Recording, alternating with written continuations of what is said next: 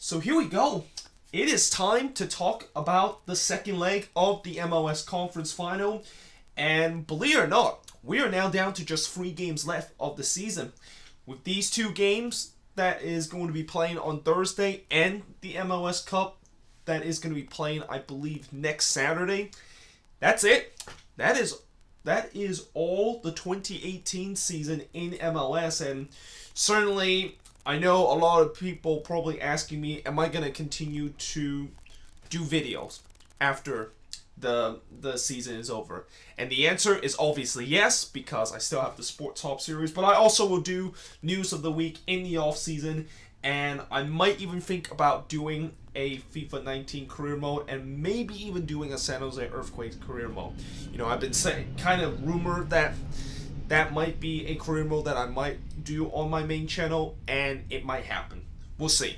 But first of all, let's talk about the preview of these 2 games, and we'll start with the Western Conference one because, when you look at these 2 games, it's pretty obvious the Western Conference one is the one that still is kind of all to play for. And even though this is technically the second game of the 2 conference final, this one is the tightest out of the 2. So both teams, of course, drew 0-0 in their first leg, and now heading into the second leg, Sporting KC, of course, will be playing at home against the Timbers. Sporting KC, of course, can move on to MLS Cup with a win. However, Sporting KC cannot move on to MLS Cup if they have a draw. So, in other words, Sporting KC have to win this game at home if they want to move on to the MLS Cup final. While Portland, on the other hand, they don't have to win this game. They can get a score draw in this. If they get a 1-1 or a 2-2 draw in this, then they're moving on into the MLS Cup final. So here's what gets very interesting in terms of what exactly both managers are going to do. For Sporting KC and certainly for Peter Vermes, I'm assuming maybe he's going to go for it and certainly be a little bit more attacking than what we saw in that first leg, because in that first leg, Sporting KC really just bunkered.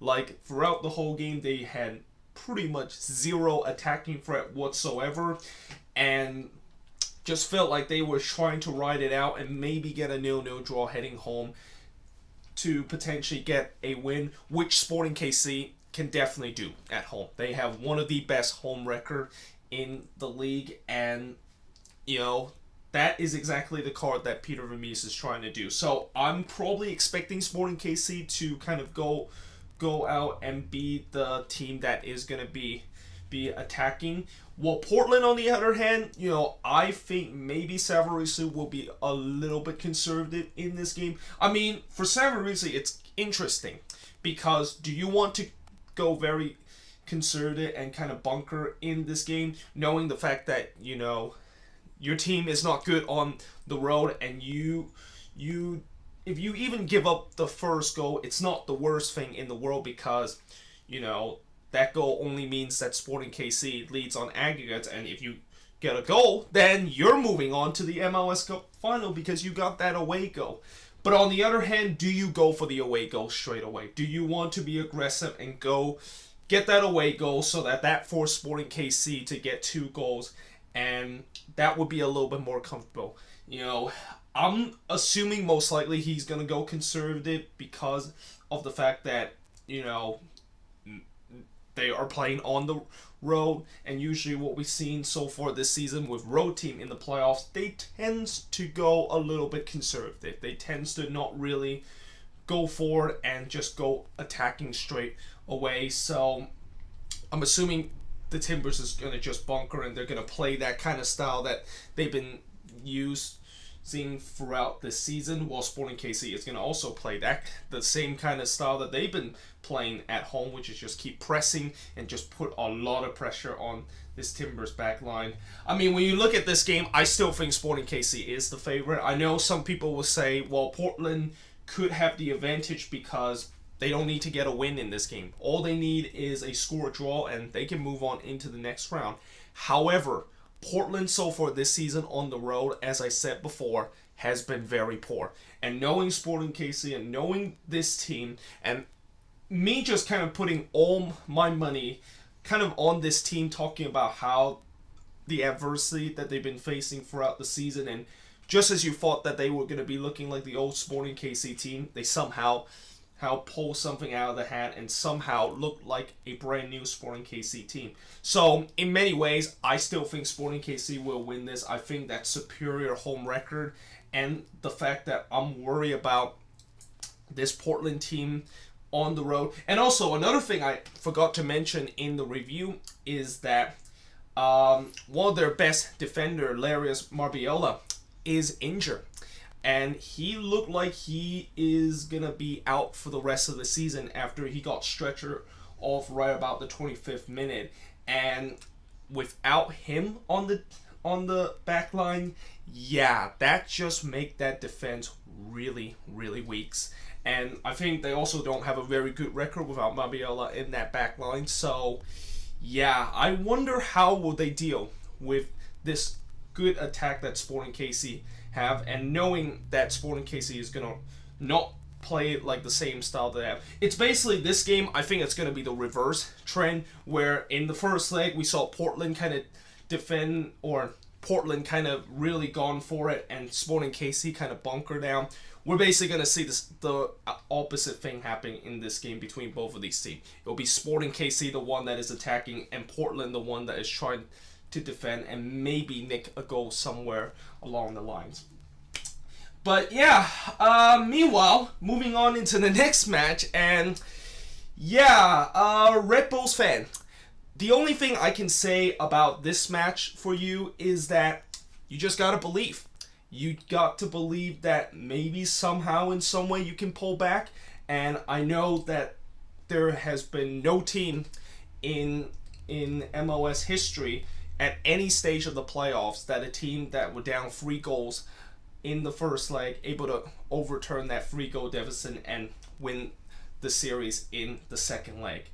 And there's only been one time where in the conference final where the team lose the first leg and able to overturn that first leg loss into a series win, and that was a couple of years ago between Montreal and Toronto in certainly one of the most memorable conference final we ever seen. I mean, that game was when Toronto won 5-2, I believe. They basically made it 3-2 in regular time and then scored 2 goals in extra time to win it 5-2 to move on into MLS Cup. That's the only time that a team lost the first leg to able to overcome that loss in the first leg and win in the second leg to move on into the MLS Cup final.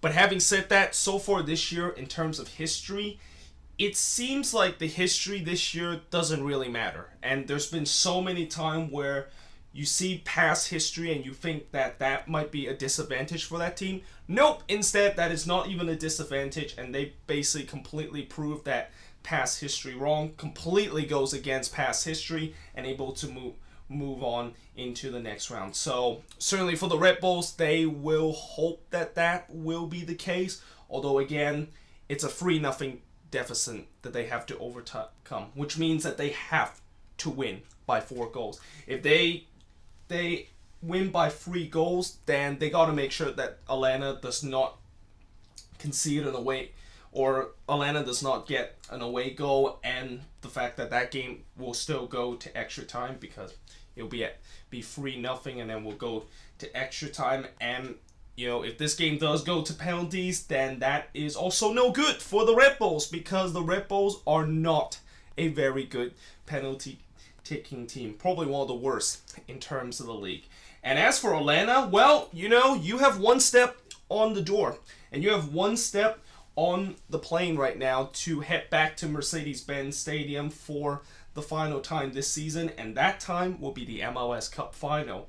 Although I'm pretty sure throughout this week you probably have been visited by a couple of past Atlanta teams that choke in the playoffs, and especially you probably have been visited by the ghosts of Atlanta Falcons back in the 2016-17 season, of how not to just completely relax and just think that you are now going through to the MLS Cup final even though you have a big lead, and that you shouldn't just kind of, you shouldn't just stop playing until the final whistle blow. So, yeah, I'm assuming that Atlanta won't be like those past Atlanta team that choke in the playoffs.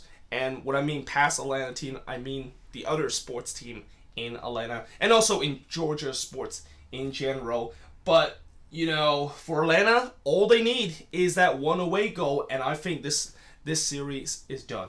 Like, if Atlanta grabs an away goal, then the Red Bulls will have to score 5 goals, and I just don't see how the Red Bulls were able to score 5 goals in a game. I mean, this was already kind of an impossible task for the Red Bulls. If they can see that away goal, then it is just an inedible kind of task for them. Which is why that it's going to be interesting to see whether or not will Tata Martino be aggressive in this game and maybe get that away goal so that they don't have to just bunker throughout the game. I mean, I'm assuming they probably will bunker throughout the game where, you got a 3-goal lead to play with, and all you have to do if you just defend that 3-goal lead throughout the game by bunkering, I'm assuming it should be enough for them. I mean, they might lose 1 or 2-0. Maybe the Red Bulls will somehow find a way to get past their bunker, but still, surely I don't think Atlanta is just gonna bunker and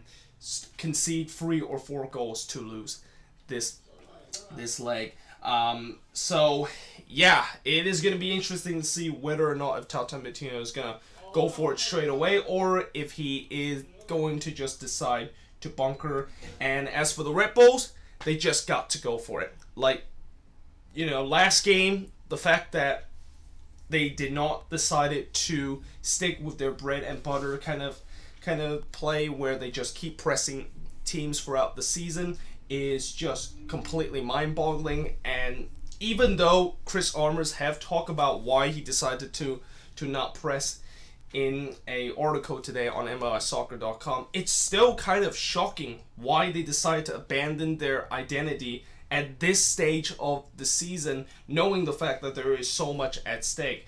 But I'm assuming that they will bring back their identity in this game, and I'm assuming they're just gonna non-stop pressing that Atlanta team, and they just gotta go for it. I mean, even though that it might leave some gap at the back, you are not going to move on into the MLS Cup final if you do not overcome this 3-goal deficit. There's no point just going for like 1 or 2 goals when you need to have 3 or even 4 potentially to move on into the next round and into MLS Cup final. But yeah, that is pretty much it for this preview. Let me know in the comments below what do you think of these 2 games. And also, I of course will be doing the review on Thursday. And yeah, hope you guys enjoyed this video. And on Thursday, we'll find out who exactly will be playing in MLS Cup this year. And yeah, hope to see you guys next time.